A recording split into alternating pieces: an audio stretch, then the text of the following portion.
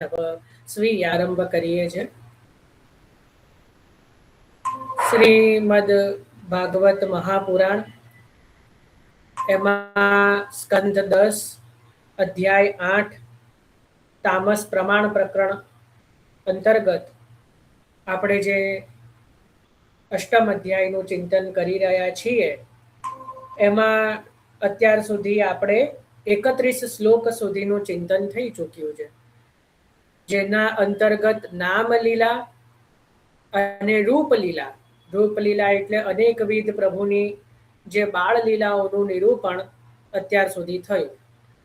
બરાબર, એટલે નામલીલા અને રૂપલીલાનું ચિંતન જે છે એ આવી ચૂક્યું. અને 31 શ્લોક જે છે એ વિરામ થયા છે. હવે આજથી જે છે આપણે 32મા શ્લોકમાં પ્રવેશ કરવાનો છે. તો આજથી એક નવીન લીલાનો પ્રારંભ થઈ રહ્યો છે. એટલે હવે જે લીલા છે એ છે મૃત્સના ભક્ષણ લીલા. એટલે પ્રભુએ જે મૃત્સના એટલે માટીનું ભક્ષણ કર્યું, માટી ખાધી, એ લીલાનું નિરૂપણ હવે પ્રારંભ થાય છે. એટલે હવે નવીન લીલાનો પ્રારંભ થઈ રહ્યો છે. એટલા માટે શ્લોકમાં તમે જોશો, જેની જોડે શ્લોક હોય 32મો, એમાં એકદા કરીને પ્રારંભ થાય છે, એટલે કોઈ એક દિવસ.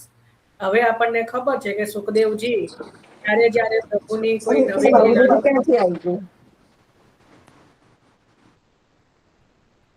નવીન લીલાનો પ્રારંભ કરે ત્યારે એકદા શબ્દ, અથ શબ્દ આદિ જે વાપરે છે, તે નવીન લીલાનો પ્રારંભ જે છે એ થાય છે. હવે જ્યારે નવીન લીલાનો પ્રારંભ થાય એટલે સુબોધિનીજીની અંદર શ્રી મહાપ્રભુજી શું લખે? પ્રથમ કારિકા. તો હવે જે છે શ્રી મહાપ્રભુજી કારિકાજી દ્વારા નવી લીલાનો પ્રારંભ કરી રહ્યા છે. આ લીલાને સમજાવવા માટે મહાપ્રભુજીએ અઢી કારિકાજી નો જે છે લેખન કર્યું છે. આ કારિકાજી અંતર્ગત જે છે એમાં સૌથી પ્રથમ એ સમજાવે છે કે હવે 11 શ્લોકોથી, એટલે 32 થી લઈને 42 શ્લોકો, 32 થી લઈને 42 શ્લોકો સુધી હવે જે છે એ પ્રભુની જે આ માટી ખાવાની જે લીલા જે છે, મૃત્સના ભક્ષણ લીલા, એની અંદર જે 11 શ્લોકો છે એ કહી રહ્યા છે કે આપણા મનની એકાદશ વૃત્તિઓને શુદ્ધ કરવાની લીલા છે. આપણા મનની એકાદશ વૃત્તિઓને શુદ્ધ કરવાની લીલા છે. બરાબર, કારણ કે આપણા મનની 11 વૃત્તિઓ છે. હવે તમે જુઓ કેટલું આ સહજ સંયોગ કહેવાય કે શું કહેવાય. આપણે પણ નિત્ય સ્નાન કરીએ પ્રભુના અપરસ માટે, તો સ્નાન એ તો બાહ્ય શુદ્ધિ છે. આંતરિક શુદ્ધિ કઈ રીતે કરીએ છે? તો કે છે ચરણામૃત લઈને. બરાબર ને, આપણે ચરણામૃત લઈએ એ આપણા મનનું સ્નાન છે, એ આપણા મનની અપરસ છે. જે બાહ્ય સ્નાન જે છે એ શરીર શુદ્ધ કરવાનું જે છે, અને પછી આપણે ચરણામૃત લઈએ, તિલક કરીએ, તો ચરણામૃત લેવાથી જે છે એ મનની શુદ્ધિ થાય છે. તો અહીંયા પણ પ્રભુ મનની શુદ્ધિ માટે જે છે પોતાનું ચરણામૃત લઈ રહ્યા છે. ભક્તોના મનની શુદ્ધિ કરવા માટે પોતે ચરણામૃત લઈ રહ્યા છે. ખ્યાલ આવ્યો? કારણ કે મનની જે વૃત્તિઓ 11 પ્રકારની હોય છે, એટલા જ માટે યાદ કરો, શ્રી કૃષ્ણાશ્રય, કૃષ્ણ એવ ગતિર્મમ, કૃષ્ણ એવ ગતિર્મમ, કૃષ્ણાશ્રય શ્લોક, જે કૃષ્ણાશ્રય જે ગ્રંથ છે, જે આપણે નિત્ય રાજભોગમાં પ્રભુ સન્મુખ બોલવાનો હોય છે, એ કૃષ્ણાશ્રય ગ્રંથની અંદર પણ એકાદશ એટલે 11 શ્લોકો છે. ખબર પડી ને? તો એ 11 શ્લોકો કેમ છે? કારણ કે એ 11 શ્લોકો દ્વારા આપણે આપણા જે ઇન્દ્રિયો છે, એકાદશ ઇન્દ્રિયો, તે આપણે પ્રભુને સન્મુખ કરીએ છીએ, એને આપણે શુદ્ધ કરીએ છીએ. ખ્યાલ આવ્યો કે નહીં? તો એટલા માટે કૃષ્ણાશ્રય શ્લોકની અંદર પણ જે છે 11 શ્લોકો છે. ખ્યાલ આવ્યો? અને અહીંયા પણ જે આ લીલા હવે છે એમાં પણ 11 શ્લોકો છે. બંનેનો જે કહેવાય કે કારણ સેમ જ છે કે મનની શુદ્ધિ, ભક્તોના મનની શુદ્ધિ.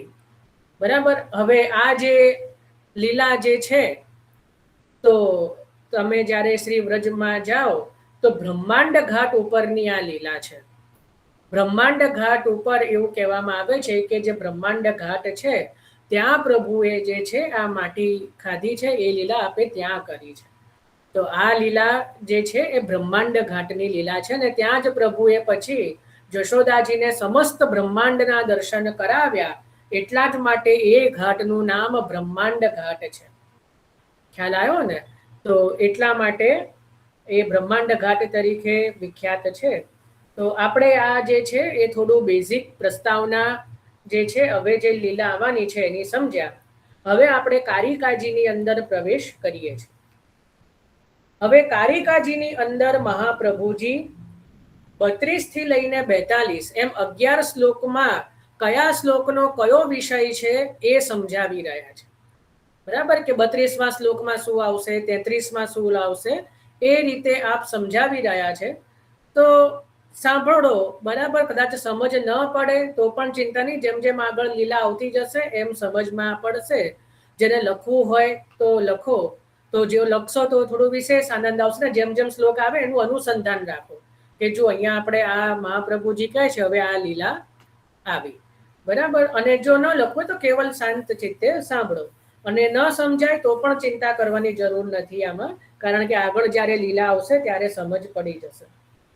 તો સૌથી પહેલા મહાપ્રભુજી કહે છે કે 32મો જે શ્લોક છે એમાં દોષનું વર્ણન છે. દોષ એટલે જે પ્રભુની સાથે જે બાળકો જે છે એ બાળકોએ જે દોષ કર્યો, એ કયો દોષ છે આપણે જોઈશું.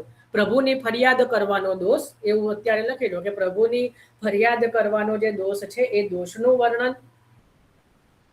દોષનું વર્ણન એટલે બાળકોએ અજ્ઞાનથી કરેલો દોષ.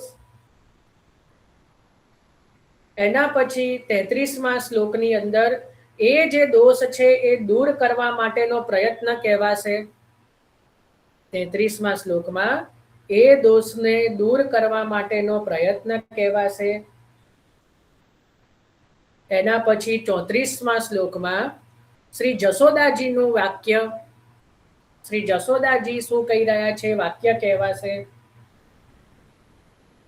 35મા શ્લોકમાં એ વાક્યને અપ્રામાણિક જણાવવા માટે ભગવાનનું વાક્ય કહેવામાં આવશે. એટલે જશોદાજીએ જે કહ્યું એ વાક્યને અપ્રામાણિક કરવા માટે ભગવાનનું વાક્ય કહેવામાં આવશે. કયા શ્લોકમાં? 35મા શ્લોકમાં. ખ્યાલ આવ્યો ને? 32, 33, 34, 35. આ રીતે એક એક શ્લોકનું મહાપ્રભુજી એક પૂર્વ ભૂમિકા બતાવી રહ્યા છે. હવે 36મા શ્લોકમાં કે ભગવાન પોતાના વાક્યનું પ્રમાણ સિદ્ધ કરવા માટે, કે પોતે સાચું બોલી રહ્યા છે, પ્રમાણ સિદ્ધ કરવા માટે પોતે જે પોતાનું મુખ ઉઘાડવાનું કાર્ય કરશે, એટલે જે મોટું બગાસું ખાશે, એ કાર્ય જે છે એ 36મા શ્લોકમાં કહેવામાં આવશે.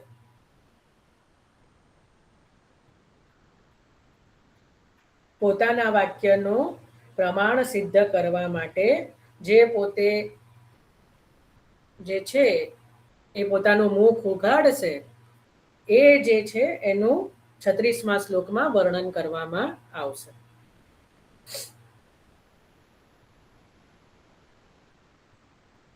હવે 37મા શ્લોકની અંદર જ્યારે ભગવદ જ્ઞાન થશે, ભગવદ સ્વરૂપનું જ્ઞાન થશે, એટલે પહેલાનું જે ખોટું જ્ઞાન છે એ દૂર થશે, એનું વર્ણન કરવામાં આવશે. ભગવદ જ્ઞાન થવાથી જે પહેલાનું એટલે જે માટી ખાધી એ સમયનું જે ખોટું અજ્ઞાન છે એ દૂર કરવાનું કાર્ય 37મા શ્લોકમાં કહેવામાં આવશે. 38મા શ્લોકની અંદર 38મા શ્લોકની અંદર જે જ્ઞાન, ભગવદ જ્ઞાન જે થયું છે, જે ભગવદ જ્ઞાન થયું છે તેને સિદ્ધ કરનારા વિષયોનું નિરૂપણ કરવામાં આવશે. જે ભગવદ જ્ઞાન થયું છે તેને સિદ્ધ કરવા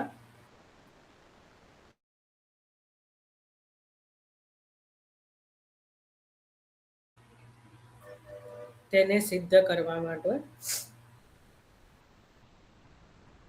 વિષયોનું નિરૂપણ કરવામાં આવશે. 39મા શ્લોકની અંદર યશોદાજીના ભયનું વર્ણન કરવામાં આવશે. યશોદાજીના ભયનું નિરૂપણ કરવામાં આવશે 39. 40મા શ્લોકની અંદર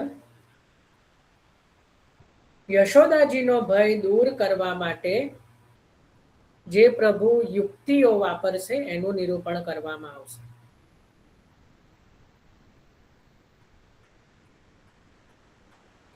અને 41 અને 42મા શ્લોકની અંદર 41 અને 42મા શ્લોકની અંદર યશોદાજીનું ભગવાનને શરણે થવું એનું નિરૂપણ કરવામાં આવશે. યશોદાજીનું ભગવાનના શરણે આવવું એનું નિરૂપણ કરવામાં આવશે. ખ્યાલ? તો આ રીતે 32 થી લઈને 42 શ્લોકોની 11 શ્લોકોની આ પૂર્વ ભૂમિકા ચિંતન કર્યું. 11 શ્લોકોની અંદર આ લીલાનું વર્ણન કરેલું છે. બરાબર? આમાં કોઈને કંઈ ન સમજાયું હોય કે કંઈ લખવાનું રહ્યું હોય તો કહો, કોઈ પ્રશ્ન કે કંઈ હોય તો, નહીતર આપણે પ્રારંભ કરીએ છીએ મૂળ. હા બોલો દીપોબેન, અનમ્યુટ કરો માઇક. 37મા શ્લોકમાં શું ભગવત જ્ઞાન? હા, એટલે ભગવદ જ્ઞાન થવાથી જે પહેલાનું ખોટું અજ્ઞાન છે,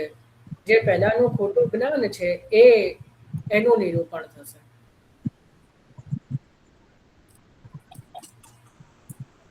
બરાબર? એ તો જેમ જેમ શ્લોક આવશે એમ ખ્યાલ આવી જ જશે, એટલે ચિંતા કરવાની જરૂર નથી. કદાચ આમાં થોડોક જો મહાપ્રભુજીની કારિકાજીની ભાષા આમે અઘરી, એટલે બહુ ચિંતા કરવી નહીં. આપણે તો આગળ જોઈશું એટલે એમાં પછી ધીરે ધીરે સમજ પડશે.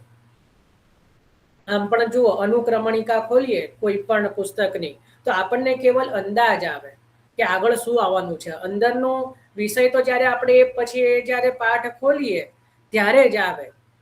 બરાબર? કે એની અંદર શું છે. તો આ આપણને એક અનુક્રમણિકા શ્રી મહાપ્રભુજીએ 11 શ્લોકોની આપી દીધી. હવે આપણે મૂળ શ્લોકમાં પ્રવેશ કરીએ છીએ. 32મા શ્લોકની અંદર એ છે કે એક વાર રમત કરતા રામ વગેરે તે ગોપના બાળકોએ શ્રી કૃષ્ણે માટી ખાધી એમ માતાને જણાવ્યું. શું શ્લોક છે? એક વાર, કોઈ એક સમય, વન્સ અપોન અ ટાઈમ. બરાબર? કોઈ એક સમયે રમત રમતા, એટલે જે બધા બાળકો રમી રહ્યા છે, રમત રમતા રામ વગેરે, એટલે જે હવે દાઉજીને અલગ કીધા, બલરામજી અને વગેરે, અને ગોપના બાળકો એટલે બીજા બધા ગોપના બાળકોએ શ્રી કૃષ્ણે માટી ખાધી, એટલે કૃષ્ણ જે છે ભગવાને માટી ખાધી એમ યશોદાજીને એટલે માતાને જઈને જણાવ્યું કે આ તમારા બાળકે, આ તમારા લાલાએ માટી ખાધી છે.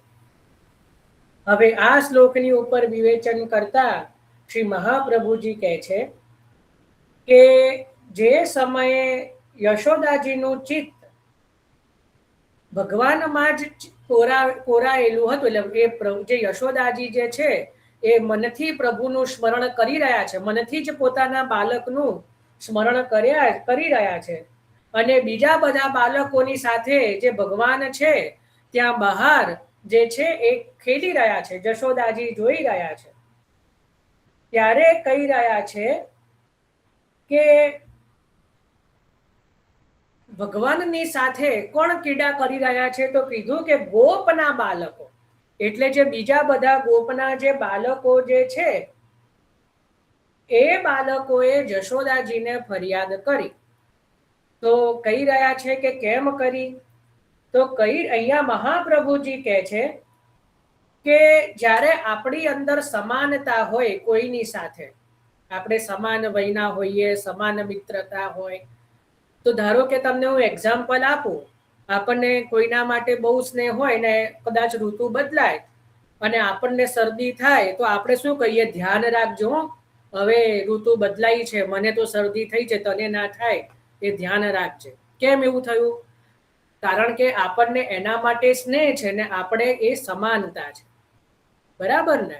તો અહીંયા પણ મહાપ્રભુજી કહે છે કે વયસ્ય એટલે સરખી વયના હોવાથી એ બાળકોએ પોતાનો દોષ ભગવાનમાં પણ જોયો, કે જેમ અમે માટી ખાઈએ અને અમારા માતા પિતા અમને વળે છે કે જે આના માટી ખાવાથી તો શરીર બગડે, આમ થાય, તો અહીંયા જ્યારે કૃષ્ણે માટી ખાધી તો કદાચ કૃષ્ણનું પણ અહિત થાય. કૃષ્ણને પણ જો માટી ખાધી તો કદાચ કૃષ્ણને પણ શ્રમ થાય. એટલે ચિંતાતુર સ્વભાવના કારણે, એમની ચિંતાના કારણે એમને પોતાનો દોષ પણ ભગવાનમાં જોયો, પણ એ દોષ કોઈ બાધક રૂપ નથી, કારણ કે એ જે દોષ છે સ્નેહજનિત છે. સ્નેહના કારણે એ દોષ થયો છે કે એમણે ફરિયાદ કરી. ફરિયાદ કરવી એ ખોટું છે, પણ સ્નેહના વશ થઈને કરી એટલે ત્યાં દોષ થઈ શક્યો નહીં. એ દોષ પણ દોષનું કાર્ય કરી શક્યો નહીં, કારણ કે ત્યાં સ્નેહને વશાત કરી છે. એટલે કહી રહ્યા છે કે જ્યારે સમાન વિવેક વાળા જે હોય એમને પોતાનું જે પ્રમાણે પોતાના ઉપર હોય એવું જ એમને પોતાના મિત્રમાં પણ દેખાય. એટલે જ્યારે ભગવાને માટી ખાધી ત્યારે એમણે જઈને જશોદાજીને ફરિયાદ કરી, અને ફરિયાદ કરી તો કરી, પણ રામ પણ છે એટલે બલરામજીએ પણ કરી. તો કેમ એવું થયું?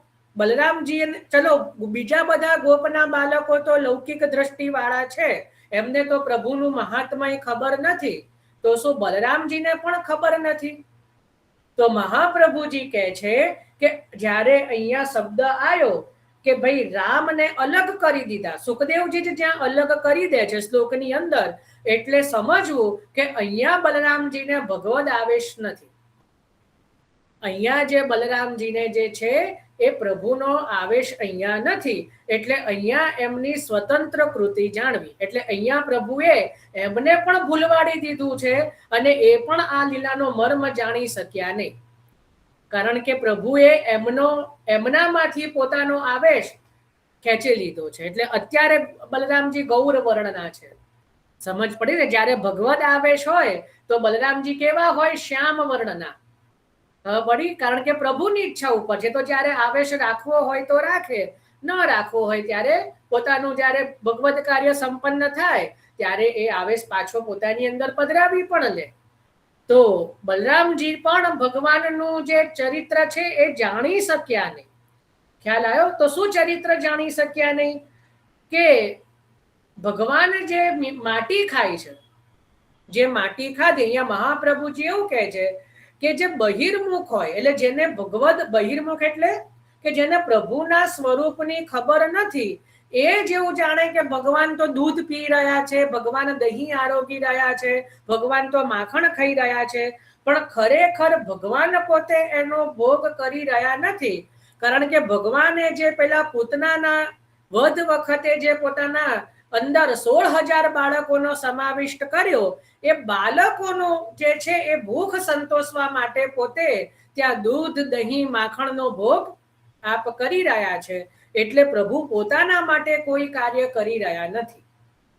હવે આ જ રીતે જ્યારે પ્રભુએ માટી ખાધી તો પ્રભુએ જે પોતાની જે માટી જે છે એ પોતે કેમ લીધી? કારણ કે અહીંયા 16,000 અગ્નિ કુમારો જે છે, 16,000 જે બાળકો જે છે એના મનની શુદ્ધિ માટે એ માટી ખાધી છે. કારણ કે મનની શુદ્ધિ કેવલ અને કેવલ ચરણામૃત દ્વારા જ થઈ શકે, બીજો કોઈ જ પ્રકાર નથી જેનાથી મનની શુદ્ધિ થઈ શકે. એટલે પ્રભુએ વિચાર્યું કે મારી અંદર રહેલા એ બાળકોના મનની શુદ્ધિ કરું, એને એ લીલા માટે પોતે જે છે એ માટી ખાધી. પણ એ રહસ્ય કોઈ જાણી શક્યું નહીં, ત્યાં સુધી કે બલરામજી પણ એ રહસ્યને જાણી શક્યા નહીં, કારણ કે અત્યારે બલરામજીમાં ભગવદ આવેશ નથી. એટલા માટે સુખદેવજી પણ બલરામજીનું અલગથી નિરૂપણ કરી રહ્યા છે કે ભાઈ રામ સહિત ગોપ બાળકોએ, બરાબર ને, રામ સહિત ગોપ બાળકોએ ત્યાં જે છે જશોદાજીને ફરિયાદ કરી. સમજ પડી? હજી એક પ્રશ્ન કે ભાઈ પ્રભુના સખા છે અને પ્રભુ જેની સાથે ખેલી રહ્યા છે, વિચારો એનું તો લેવલ કેટલું હોવું જોઈએ એનું, કારણ કે પ્રભુના જે સમાન વયના છે અને પ્રભુ જેની સાથે સ્વયં ખેલી રહ્યા છે, તો એમણે ફરિયાદ કરી? એમને તો પ્રભુ સાથે ખેલી રહ્યા છે, પ્રભુની લીલામાં જે કહેવાય ઇન્વોલ્વ છે, ભગવદ લીલાની અંદર જે ઇન્વોલ્વ છે, એમણે કેમ જે કહેવાય કે પ્રભુને ફરિયાદ કરી? તો મહાપ્રભુજી ત્યાં પણ એક બહુ સુંદર વાત બતાવી રહ્યા છે કે એમને ફરિયાદ કરી કારણ કે એ જે ખેલ કરી રહ્યા છે એ સ્વાર્થ કરી રહ્યા છે, ભગવદ સુખાર્થ કરી રહ્યા નથી. એટલે કે આહા અમે પ્રભુ સાથે ખેલીએ એનાથી પ્રભુને સુખ મળે એવો ભાવ નથી. નાના બાળકોને કે એવું થોડું હોય કે રમવાથી મજા પડે, આપણે રમીએ તો આપણને મજા પડે એટલે એને એ પોતાના માટે જ ખેલી રહ્યા છે. સમજ પડે છે? મહાપ્રભુજીનો નિર્ગુણ ભાવ જુઓ કે ખરેખર તો પ્રભુ સાથે ખેલવામાં પણ પ્રભુનો સુખ હોવું જોઈએ, કે પ્રભુને ખેલમાં આનંદ આવે એટલે અમે ખેલીએ એવો ભાવ હોવો જોઈએ, જે આ બાળકોનો નથી. કારણ કે બાળક છે, બાળક કોને કહેવાય? જે સ્વભાવથી અજ્ઞાની છે, એટલે એ બાળક છે, મુગ્ધ છે, એટલે એની અંદર કઈ એવો ભાવ નથી, એટલે એમની અંદર જે છે આ સહજ દોષ ઉત્પન્ન થયો અને એમને ફરિયાદ કરી. સહજ દોષ શું ઉત્પન્ન થયો? કે કૃષ્ણે માટી ખાધી એટલે એમને ચિંતા થઈ કે ભાઈ આ માટી ખાધી છે તો હવે આનું કઈ અહિત ન થાય, એટલે આપણે માતાને જણાવી દેવું જોઈએ. એ દોષ જે છે એ ઉત્પન્ન થયો, કારણ કે એમની અંદર ભગવદ સુખાર્થ ભાવ નથી, કારણ કે બાળક છે. ખ્યાલ આવ્યો કે નહીં?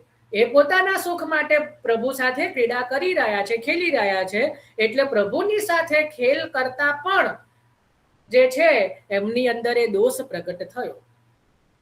સમજ પડી? હવે આમાંથી આપણે શું સમજવાનું કે આપણા માથે પણ પ્રભુ બિરાજમાન છે, તો આપણી સાથે પણ પ્રભુ ખેલે છે. એ વસ્તુ જુદી છે કે આપણને એ વસ્તુ સમજ નથી આવતી કે પ્રભુ આપણી સાથે ખેલી રહ્યા છે કે નથી ખેલી રહ્યા. બાકી તો પ્રભુ તો આપણી સાથે ખેલી જ રહ્યા. હવે કઈ રીતે ખેલી રહ્યા છે? સેવાના સમયે જ ખેલી રહ્યા છે કે બપોરના સમયે ખેલી રહ્યા છે, સવારે ખેલી રહ્યા છે, તો આપણી ભાવના ઉપર છે. બાકી જે આપ જુઓ, આપની જે પ્રમાણેની ભાવના હોય આપણને ઓળખતા આવડવું જોઈએ કે પ્રભુ આપણી સાથે ક્યારે ખેલ કરી રહ્યા છે, કેવો ખેલ કરી રહ્યા છે. એ ત્યારે જ શક્ય બને કે જ્યારે આપણે પ્રભુના વયસ્ય બનીએ, પ્રભુ આપણને પોતાના વયસ્ય માને કે અમારી જ સમાન છે, તો જ પ્રભુના ખેલને સમજી શકાય, બાકી તો સમજી શકાય નહીં. અને એ બનવા માટે તો શું થવું પડે? તો પ્રભુના સખા બનવું પડે. સખા કેવી રીતે બનાય? એનો સહજ જવાબ એ છે કે તમારું ફ્રેન્ડ જે છે, તમારા ફ્રેન્ડ, તમે કેવી રીતે મિત્રો બન્યા? જ્યારે તમે પણ બધા, આપણે પણ અજાણ્યા જ લોકો હતા જેના કોઈના મિત્ર બન્યા હોઈએ, તો કઈક ઓળખાણ થઈ, વાતચીત થઈ, સ્વભાવ મળ્યો, કઈક ભાવ મળ્યો, વિચાર મળ્યા, કઈક એકબીજાની વચ્ચે કઈક પણ આદાન પ્રદાન થયું તો મિત્રતા થઈ. તો એ જ રીતે આપણે વર્ષોથી પ્રભુની સેવા કરી રહ્યા છીએ, પણ પ્રભુ સાથે કઈ આપણું આદાન પ્રદાન થઈ રહ્યું છે? પ્રભુ સાથે આપણા કોઈ વિચારોનું મેચ થઈ રહ્યું છે? કોઈ આપણે પ્રભુના તત્સુખની ભાવનાનો વિચાર કરી રહ્યા છીએ? તો જો એ થઈ રહ્યું છે તો ભગવદ લીલાને આપણે જાણી શકીએ, સમજી શકીએ. નથી થઈ રહ્યું તો ભગવદ લીલા જાણી શકીશું નહીં. તો અહીંયા પણ જે છે કે ભગવદ લીલાને જાણવા માટે જે છે એ પ્રભુના વયસ્ય બનવું પડે, અને આપણે પણ જે છે એ પ્રભુનું સુખ જાણી શકતા નથી, એટલા માટે આપણી અંદર પણ દોષ ઉત્પન્ન થાય છે. પ્રભુ આપણી સાથે ખેલ કરતા હોવા છતાં આપણી અંદર જે છે એ તત્સુખની ભાવનાનો ક્યાંક ને ક્યાંક અભાવ હોવાથી આપણી અંદર પણ અનેક પ્રકારના દોષોની જે છે એ ઉત્પન્ન થાય છે. જેમાં બાળકોની સાથે પ્રભુ સાક્ષાત ખેલ કરી રહ્યા છે, છતાં પણ મનમાં જે છે એ ત્યાં દોષ થયો અને એમને યશોદાજીને ફરિયાદ કરી, પણ એ દોષ સ્નેહ વસાતો હોવાથી એને દોષ ગણી શકાય નહીં. ખ્યાલ આવ્યો ને? આટલું કેટલું સુંદર! જો આ એક નાનું શ્લોક છે, નાનું વાક્ય, મહાપ્રભુજી એના કેટલા બધા સૂક્ષ્મ અર્થો બતાવ્યા. તો અહીંયા આ રીતે કોઈ એક સમયે રમત રમતા રામ વગેરે તે ગોપના બાળકોએ શ્રી કૃષ્ણે માટી ખાધી એમ જે છે એ જશોદા માતાને જાણ કરી, જણાવ્યું. આ 32મો શ્લોક છે. હવે આપણે 33મા શ્લોકમાં પ્રવેશ કરીએ છીએ.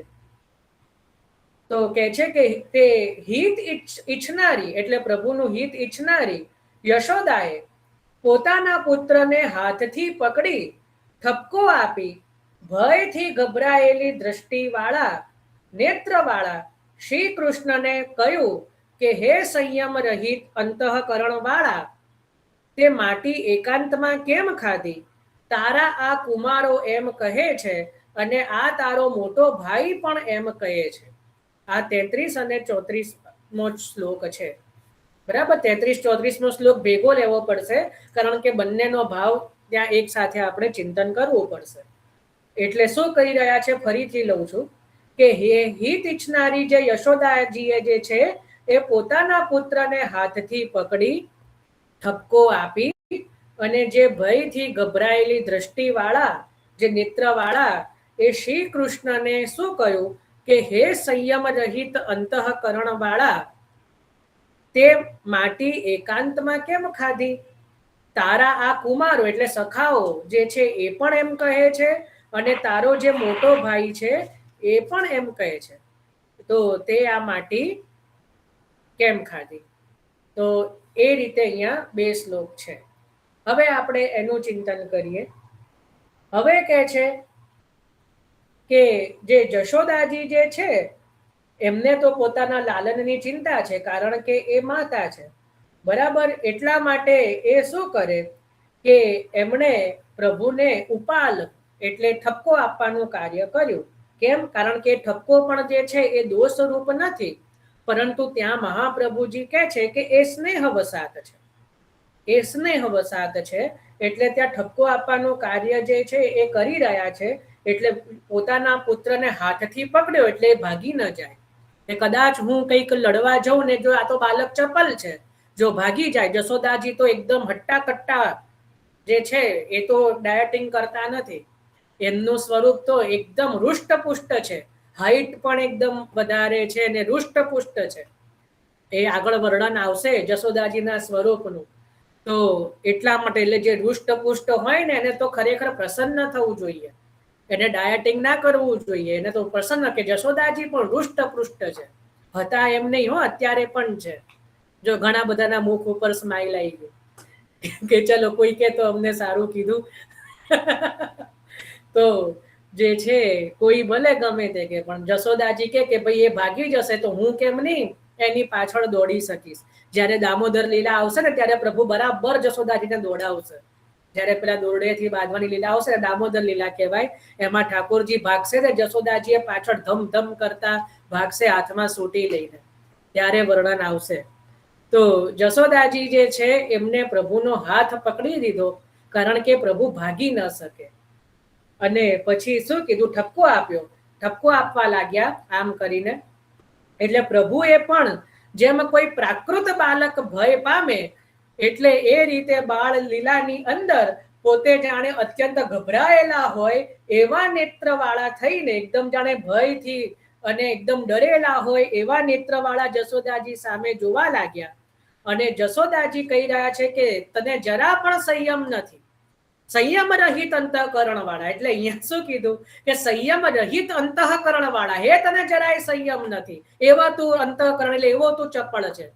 મહાપ્રભુજી આ શબ્દને પણ સ્તુતિ રૂપમાં કન્વર્ટ કરે છે. જો જશોદાજીએ શું વિશેષણ વાપર્યું કે હે સંયમ રહિત અંતઃકરણ વાળા, એટલે આમ તો ખરેખર ઠપકો દીધો કે તને જરાય તારામાં સંયમ નથી, જરાય તને જે છે એ તારા પર સેલ્ફ કંટ્રોલ નથી. આપણી ભાષામાં એને તું માટી ખાય છે, તો હે સંયમ રહિત અંતઃકરણ વાળા એવો શબ્દ વાપર્યો. તો મહાપ્રભુજી આનો અર્થ શું કરે છે કે જે સંયમ રહિત એટલે વિવેક શૂન્ય જીવો છે એના પણ અંતઃકરણમાં જે બિરાજમાન છે એવા પ્રભુ, એવા પ્રભુ જે સંયમ રહિત જે વિવેક શૂન્ય જીવો જે છે એના પણ અંતઃકરણમાં જે બિરાજમાન છે એવા પ્રભુ. વિચાર કરો, મહાપ્રભુજીનો આવો અર્થ કરે છે. બાકી જશોદાજી એવું કહેતા, જશોદાજી તો પ્રભુને એવું કહે છે કે હે સંયમ રહિત અંતર, એટલે તું જરા પણ તારામાં સેલ્ફ કંટ્રોલ નથી, તારામાં જરાય સંયમ જે છે એ સંયમ નથી ને તું એ રીતે ચપલ છે. મહાપ્રભુજી પ્રભુને, જશોદાજી પ્રભુને ઠપકો આપતા પણ કોઈ એવો શબ્દ વાપરે તો મહાપ્રભુજીને એ પણ પસંદ પડતું નથી, કારણ કે મહાપ્રભુજી તો કેટલા બધા નિર્ગુણ ભાવ છે, એટલે ઠપકાને પણ સ્તુતિ રૂપ કરી દે છે, ઠપકાને પણ સ્તુતિ રૂપ કરે છે. એટલે કીધું કે જેના જે સંયમ રહિત જે જીવો, જે વિવેક શૂન્ય જીવો છે, એના પણ અંતઃકરણ વાળા, એના પણ અંતઃકરણમાં બિરાજનારા એવા પ્રભુ. એટલે કે છે કે તે માટી એકાંતમાં કેમ ખાધી, તે કેમ અહીંયા કોઈનાથી છુપાઈને, બધાથી, મારાથી ને બધાથી છુપાઈને એકાંતમાં કેમ ખાધી, એટલે તું કઈ ખોટું કાર્ય કરી રહ્યો છે, તે એકાંતમાં કેમ માટી ખાધી. તો મહાપ્રભુજી કહે છે કે પ્રભુ આને છે ને થોડું પર્સનલી લઈ લેશે આ શ્લોક, આ વાક્યને, કારણ કે આમાં પ્રશ્ન પૂછવા જેવો ન હોય. નાનું બાળક માટી કેમ ખાય, નાનું બાળક કેમ ખાય, કે એને પેલી ઉત્સુકતા હોય કે તો બાલ સહજમાં માટી ખાઈ લે, બરાબર ને, કે આ પ્રશ્નની કોઈ જરૂર રહેતી નથી. મહાપ્રભુજી કહે છે કે અહીંયા જશોદાજી જે છે ને કે એવું કહે છે કે તે માટી કેમ ખાધી, તો મહાપ્રભુજી કહે છે આમ તો આ પ્રશ્નની જરૂર રહે નહીં, કારણ કે નાનું બાળક માટી કેમ ખાય, કે ભાઈ એને બાલ્ય અવસ્થા હોય, ચપલતા હોય, સમજ ના હોય તો ખાધી. પણ જશોદાજીએ પ્રશ્ન કર્યો એટલે એને જવાબ આપવો જોઈએ. એટલે પ્રભુ આ પ્રશ્નને થોડો પર્સનલ લઈ લેશે આગળ, અને પછી આખા બ્રહ્માંડના દર્શન કરાવશે, બરાબર. એટલે અહીંયા મહાપ્રભુજી કહે છે,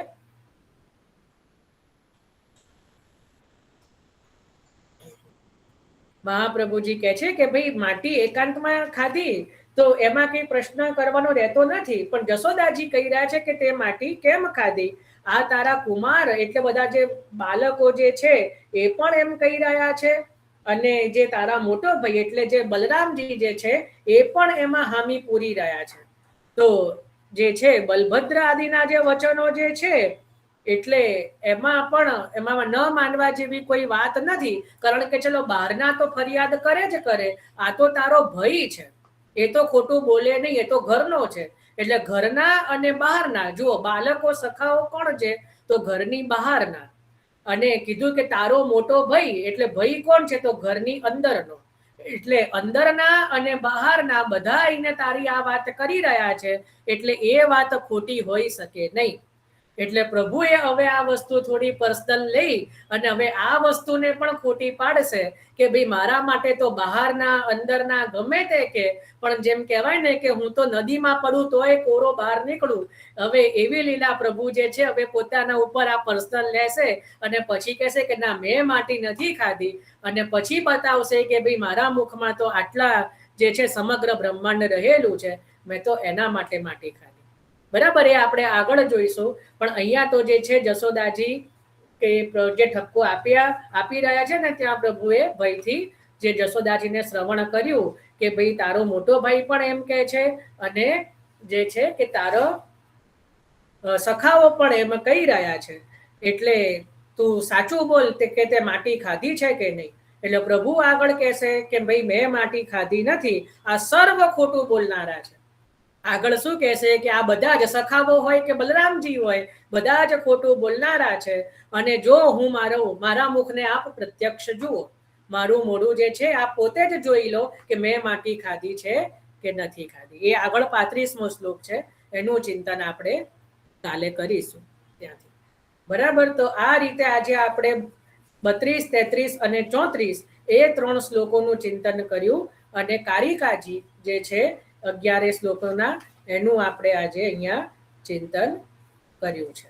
બરાબર, કાલે આપણે 35મા શ્લોકથી આગળ પ્રવેશ કરવાનો છે.